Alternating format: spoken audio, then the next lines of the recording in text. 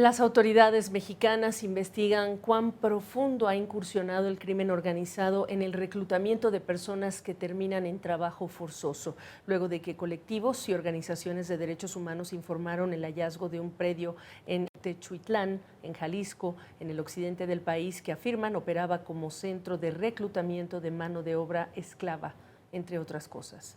Rey Rodríguez tiene más. La Secretaría de Seguridad de México dice que los cárteles de la droga utilizan las redes sociales para reclutar a personas, principalmente jóvenes, y sumarlos a sus filas obligatoriamente. Esta práctica es investigada por la Unidad de Inteligencia de la Policía Federal, que ya ha detectado varias cuentas en Internet y que señala son utilizadas con estos fines.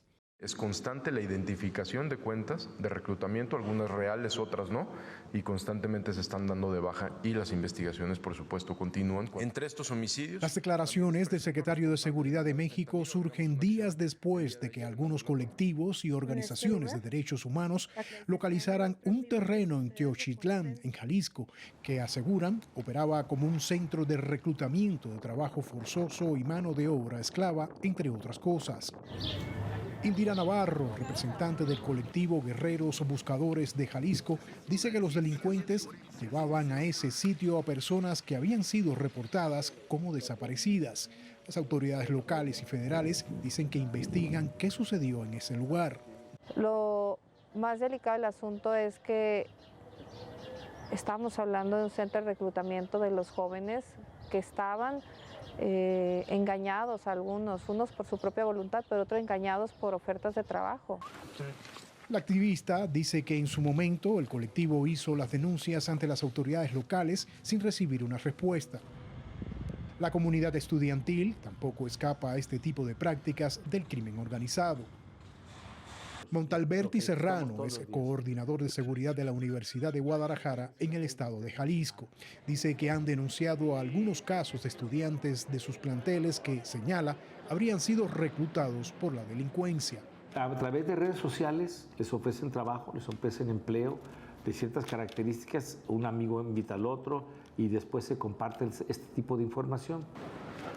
La Fiscalía Local dijo a CNN que trabaja de manera conjunta con las universidades públicas y privadas para prevenir este tipo de prácticas y que las denuncias están siendo atendidas.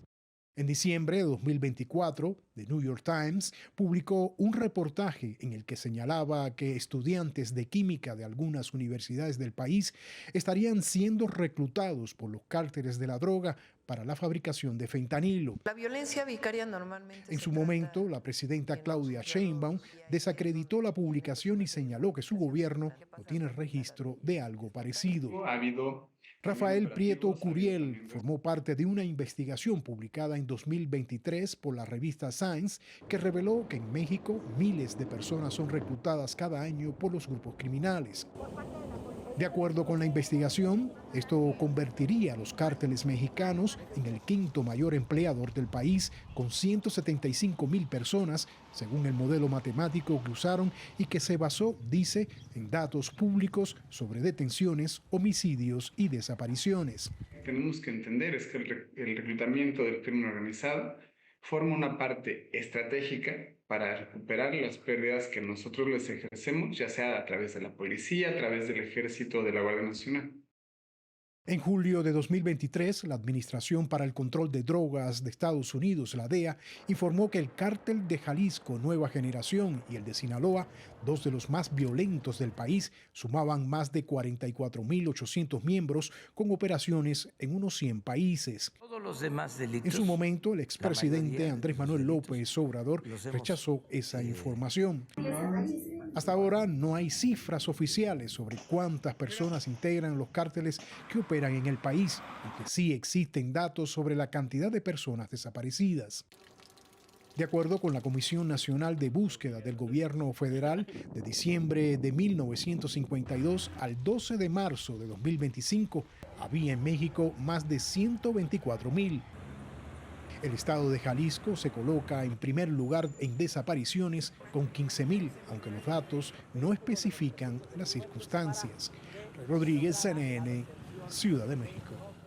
Me acompaña María Luisa Aguilar, subdirectora del Centro de Derechos Humanos Miguel Agustín Pro Juárez.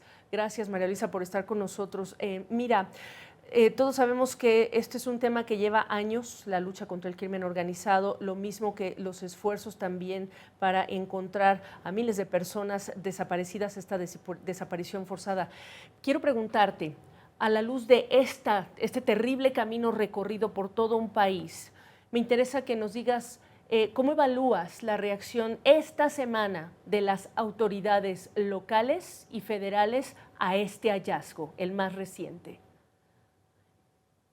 Sí, muchas gracias, Gabriela, por darle seguimiento siempre a estos temas. Nos parece que lo más relevante de lo que sucedió esta semana fue que estos hallazgos fueron encontrados por unas familias, por las familias de los colectivos, que eso es lo que ha sucedido constantemente. En cuanto a la respuesta del Estado, nos parece relevante decir que lamentablemente las primeras respuestas fue sobre todo buscar no atender desde las distintas responsabilidades el caso. En los últimos días de la semana vimos que ya tanto la Federación como el Estado buscó dar una respuesta más coordinada y ojalá esa sea la respuesta que veamos en este caso y en los subsiguientes casos, porque lamentablemente ese es el tema en este problema, en este momento con la crisis de desaparición, que es una falta de una política mucho más integral y de prevención ante esta crisis. Estar a la altura de esta situación implicaría hacer qué en la práctica, para ser bien específicos, María Luisa.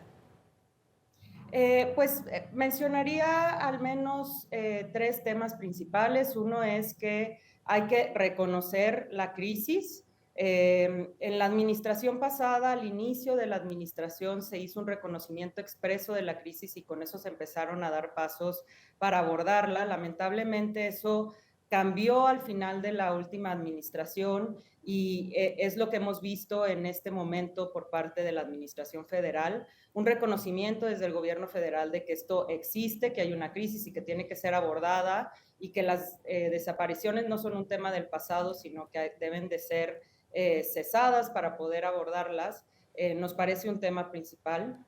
En segundo nivel, es importante hacer una pausa para entender la dimensión de la crisis forense y es real que deben de tomarse acciones muy concretas para abordar lo que vemos en este campo y en muchos otros lugares, que es que lamentablemente la crisis de desaparición viene acompañada con imágenes muy dolorosas de lugares donde son encontrados restos óseos que serán difíciles de procesar y que se requieren medidas extraordinarias para poder abordarlas. Para eso se requiere retomar la idea de crear un Banco Nacional de Datos Forenses, de un Centro Nacional de Identificación Humana que aborden esta crisis de manera extraordinaria.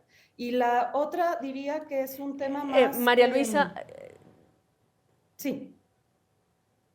Perdón que te interrumpa, es que te quiero frenar ahí porque durante varios años seguimos y conversamos con Carla Quintana dentro de lo que era esta Comisión Nacional de Desaparecidos, organismo que, bueno, pasó a la Secretaría de Gobernación. Me hablas de trabajo forense, me hablas de estos centros de investigación. Se desarrollaron, se consiguieron fondos, se hablaba de la creación de algunos de estos centros en algunas entidades del país. ¿Qué pasó con esos esfuerzos y cómo estos esfuerzos se diluyeron, no son útiles en este momento? Antes de que me digas el cuarto punto que ibas tú a referir, ¿qué me dices de ese punto? ¿Qué pasó con lo trabajado durante la administración pasada?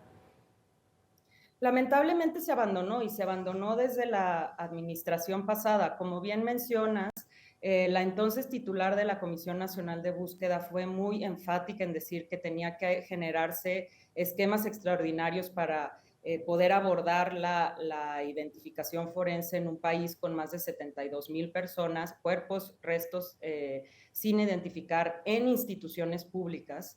Y para ello se crearon algunos mecanismos extraordinarios como el Centro Nacional de Identificación Humana, y estos se abandonaron en los últimos 2 años de la administración pasada y lo que vemos ahora es que eso continúa y que una vez más se le está dando todo el poder de identificación forense a las fiscalías que han sido incapaces de resolver la crisis forense por todos estos años.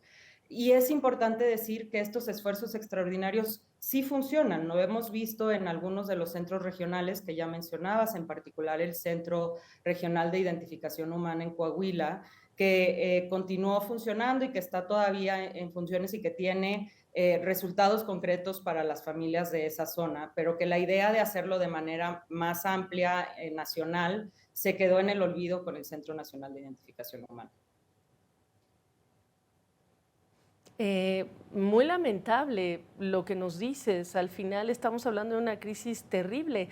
Hay incluso en medio de esta enorme frustración buscadoras de desaparecidos que han querido llevar este caso a la propia Corte Penal Internacional, es decir, tocar otras puertas a la luz de la poca atención o esta división de ustedes, los padres y familiares y amigos de desaparecidos, y nosotros, el Estado y el resto de un país que parece, bueno, quedarse ya de plano o con miedo de hacer algo o simplemente hemos perdido esa sensibilidad. ¿Se puede hacer algo más?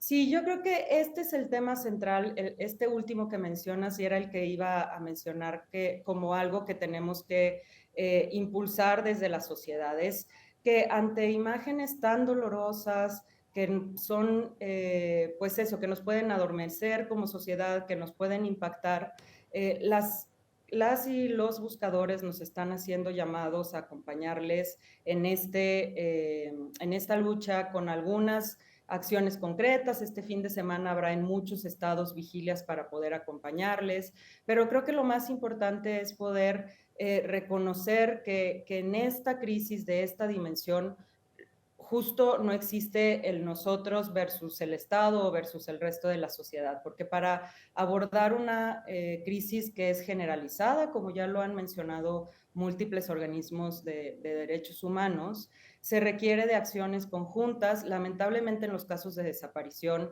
las familias no pueden resolver los casos sin el Estado, y este llamado que nos están haciendo a la sociedad a ser empáticas, a acercarnos a su dolor, debería de extenderse o ojalá llegue a los oídos también de las autoridades en los distintos niveles.